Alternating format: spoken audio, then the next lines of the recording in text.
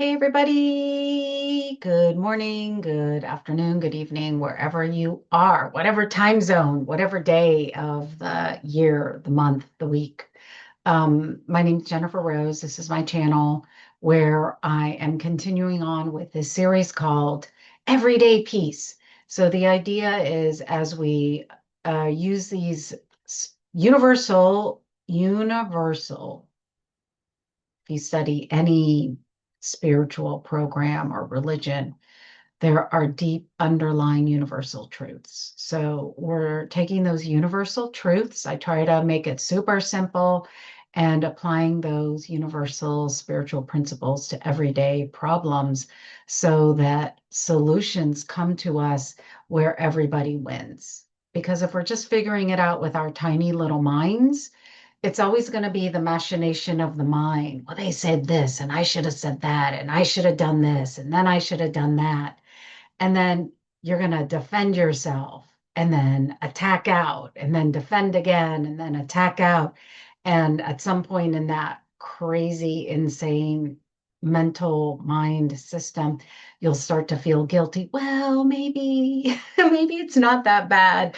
So within that thought system, there's no solution that is bigger, grander, higher minded, where everybody wins. So that's what I like to do here. We're going to continue on with our series here. The idea is more peace, more often. Oh, and then I wanted to remind you, please, if you could help me out, go on ahead and subscribe to the channel. It's free. It costs you nothing. I'm doing this because I want to support you in your journey on this planet, this crazy upside down world, so that there's another way to look at the world. So help me subscribe. And then also you could tool around my channel and you can see that I've got lots of meditations, lots of different lengths of meditations, lots of different styles. Some are yoga nidra, some are more yoga inspired, some are just very simple, short breath practices so that you can reset your central nervous system so that you can be open to more divine inspiration, more internal inquiry rather than looking outside from everyone else to give you answers. You're going to the inside, which brings me to our letter today. So this letter is from Silent Bystander. I thought it was going to be about boundaries because I said I was going to talk about some boundaries, but as I read through it, it's a little bit different. It's about a woman. She's calling herself Silent Bystander, and she's interested in being helpful, but she's not sure how. And I do want to say, I have mentioned before that, I've been a Course in Miracles student for 30 years. And in A Course in Miracles, there's a prayer that's given to us that kind of sets the stage that you can use before you go into interactions or before you move towards helping or not helping someone, because the idea is that we want to be truly helpful, not helpful because we're conditioned to help in a certain way, or we're conditioned to see our brothers and our sisters as victims. Um, but we're helping in a way that actually helps ourselves, helps the person, and helps, there's a ripple effect. There's that ripple effect that as we are truly helpful, means following guidance, not just giving because we think we should. I mean, that's a real thing, especially for a lot of women, especially for, in our society that believes you got to be a producer. You got to be a producer. As part of capitalism, you got to produce something. And that manifests as being an overhelper or an overgiver or, trying to solve problems for people. People just to let you know, everyone has access to their own internal guidance system. Everyone is connected to divine mind, to higher mind, to their wisest self. And it's not our responsibility to solve things for people. We can be helpful. However, the goal is to be truly helpful, and then everybody wins. So the prayer is, and I say the prayer, it's an invitation or an invocation. If you don't like the word prayer, you could use the word invitation. I'm inviting my wisest self to support me and to guide me when I feel like I want to help someone, but I'm not really sure what's the best way. So the prayer is, it's in A Course in Miracles, it's in chapter 2. I am here only to be truly helpful. I am here to represent love that sent me. I do not have to worry about what to say and what to do because love that sent me will direct me. I am content to be wherever love wishes, knowing that love goes with me. I will be healed as I let love teach me to heal.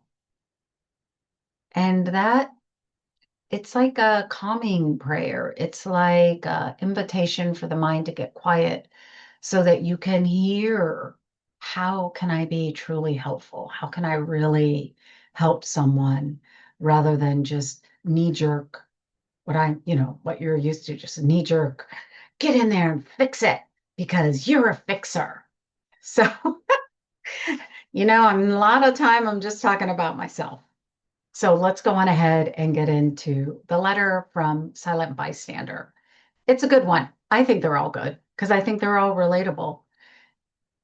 Okay, dear Jennifer, I have a sister-in-law who can't seem to attend any family gatherings without cornering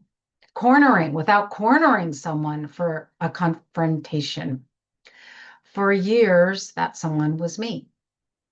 I waited for my husband to step in, but after nothing changed, I finally decided to set some boundaries. Okay, that's good. When I finally told her that the topics like my marriage, my parenting, and my health were off limits, she reacted by saying my standards were too high.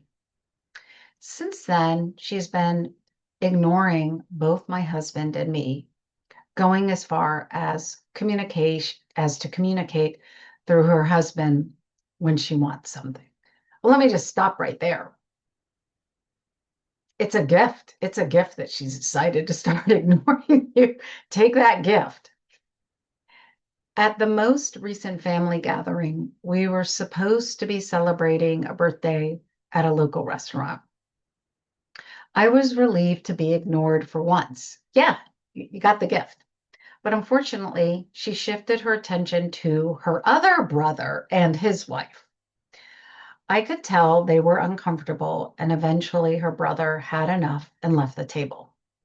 His wife, instead, standing up for herself, checked on my sister-in-law, who was now crying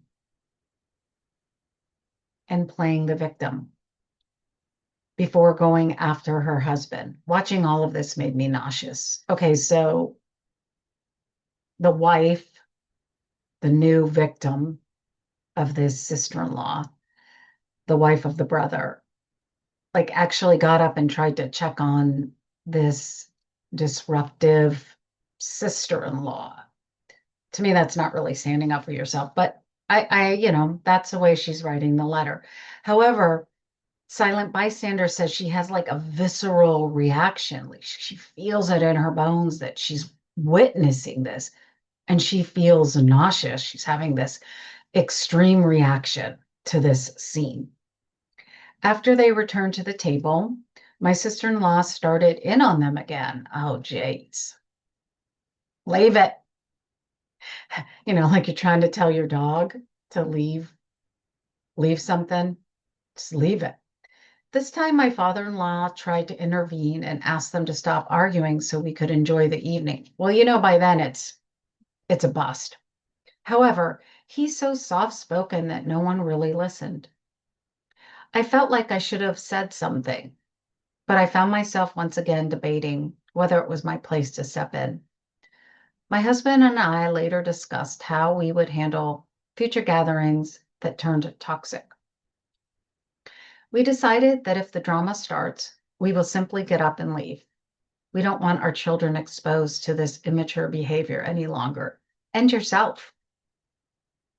Normally, I'm the type to speak up when something's wrong. But when it comes to my husband's family, he's always afraid of making waves.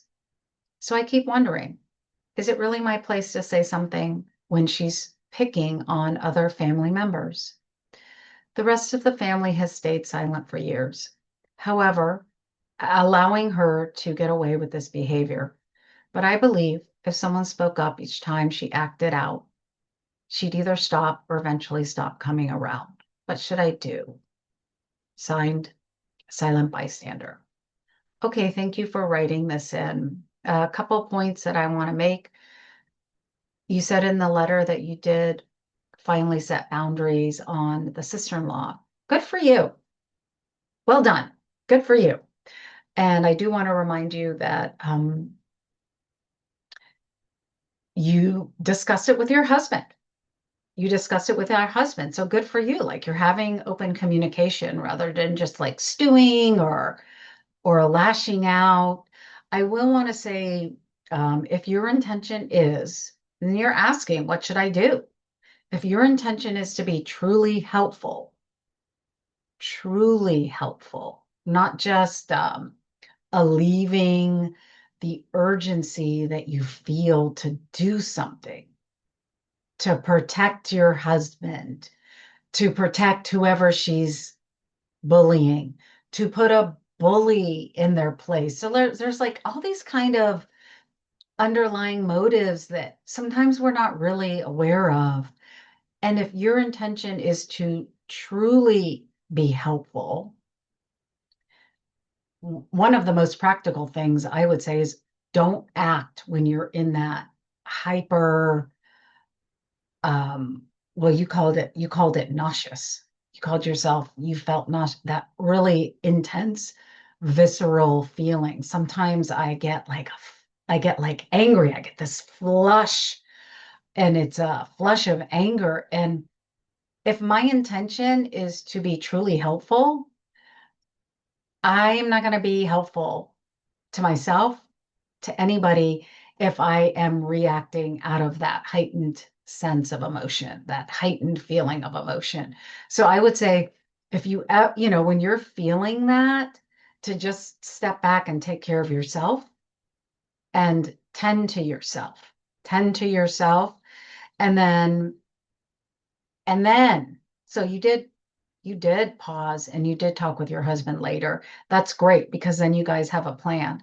However, it seems to me like maybe there's a family system going on here that has been going on for a while. Probably it's been going on before you even joined the family. The father's kind of meek and mild. Your husband's, you know, can't stand up for himself. Um, so really just to cut and dry, it's not your responsibility to solve that family system. You are in the family system because you're married to your husband, but that whole dynamic started a long time before you joined the family. So it really is important to pause, take some time to get to repose, and then these questions of self-inquiry. What is mine to do? What is mine to do? You said you're the kind of person that always likes to speak up. Maybe you're the kind of person that when you perceive injustices, that you feel like you have to step in and rescue, or you have to say something, or you have to do something. That might be true. However, you would want to do it in a way that's helpful rather than just blasting out, calling people out and calling them, saying you're bad, saying you're a bully, that doesn't help. That doesn't help. So, we're getting back to that idea, you're taking a step back. You're giving yourself space. You're having honest conversations with yourself. Is it your responsibility to heal the relationship that your husband has with his siblings and his dad? Is it your responsibility to heal the relationship that the other brother has with the sister? Is it your responsibility to heal the relationship that your father-in-law has with your sister-in-law? I would say the answer to those questions are no. I would say that if you're interested in really getting deep within yourself, if you're willing to get deep within yourself and keep asking yourself, what is mine to do? What is mine to do? I want to be truly helpful, but I'm unclear about what's mine to do. And this takes patience with yourself. Like if you're the knee-jerk kind of person that just like speaks up right away, you could try it. You could try it with some family members and see how it works. Or you could try it the other way, where you just take a step back, maybe in a day or two, a week or two, a month or two, and you keep asking. You keep asking on the inside. You keep asking for that higher mind to communicate with you. And if you've never done this before, it's like you're starting a conversation with your internal, I call it my internal indwelling internal intelligence system. If you've never started a conversation with your internal indwelling intelligence system, you gotta figure out what language you're speaking. It starts, you start a conversation, but a conversation is like a back and forth. Conversation is you got to get to know each other. So you start paying attention to your internal indwelling intelligence system, which, I have a lot of 12-step people in my groups, and they call that your higher power. In A Course in Miracles, it's called Holy Spirit. Some people call it the universe. Some people call it Jesus, your angels, your guides, your spirit team. You call it whatever you want, but you're open to be having a conversation and start that internal dialogue. And that takes time, that takes practice. You got to repose. You got to take a minute. You got to ask the question, is it mine to do? Maybe it is, maybe it isn't. How can I be truly helpful? And a lot of times, there's nothing for you to do because everyone has their own higher power. Everyone has their own internal indwelling intelligence system and how they choose to connect or communicate or converse with that internal intelligence system is their choice. Now, I feel like you've got some good skills of learning how to set boundaries, but these are, like you set boundaries with the sister-in-law, but now you're kind of setting boundaries with yourself. You're not going to jump in and try to solve the problem for your husband or your father-in-law or your brother-in-law.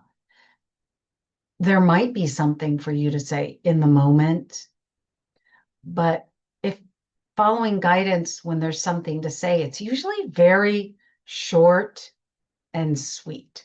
Your internal guidance uses fewer words. It's not a lot of words. So you're looking for that still small voice on the inside, and you can begin to practice with small things. Do I need to, I don't know, do I need to talk to my boss? Do I need to talk to my kid? Is there something for me to say? Is there not something for me to say?